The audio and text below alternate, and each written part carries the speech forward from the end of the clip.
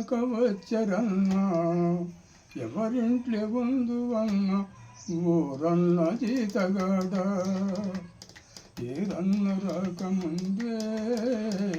ఎరువాక వచ్చరన్న ఎవరింట్లే ఉందు అన్న ఊరన్న జీతగాడ ఎవరింట్లే ఉందు అన్న ఊరన్న జీతగాడ కమ్మాంది కంది పప్పు కనరాని నేతి పొట్టు కమ్మాంది కంది పప్పు కనరాని నేతి పొట్టు ఉప్పాకునే మొకన గొప్పోరి జీతగాడ తెలియతోడా కలవారి జీతగాడ ఎవరింట్లే ఉందు అన్న ఊరన్న జీతగాడ పెద్దోరి భాగ్యమిట్లు పెరిగింది జీతగాడ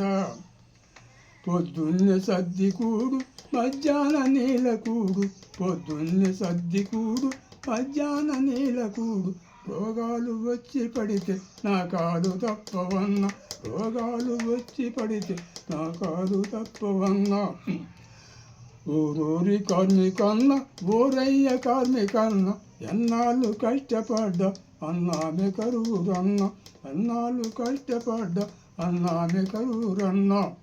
భూమిని దుక్కి చేసి పైరుని ఎల్లసాది భూమిని దుక్కి చేసి పైరుని ఎల్లసాది పండిన కూరగాయ పంటిని కొరకవాయ సోమారి పోతులాను మేపాలి ఎల్లగాలం ఏరన్న రాకముందే ఎరువాక వచ్చరన్న ఎవరింట్లే ఉందు అన్న ఊరన్న జీతగాడ ఎవరింట్లే ఉందు అన్న ఊరన్న జీతగాడ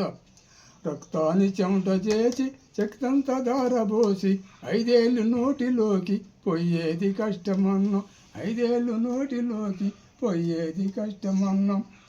జనమంతా నిద్రలుంటే పని మీదికి వెళ్దు అన్న లోకాన సీకడైతే పని నుంచి దిగుతూ అన్న కంటికి నిద్ర లేదు ఒంటికి సుఖము లేదు రోజంతా పడ్డ శ్రమను యజమాని కెరకరన్న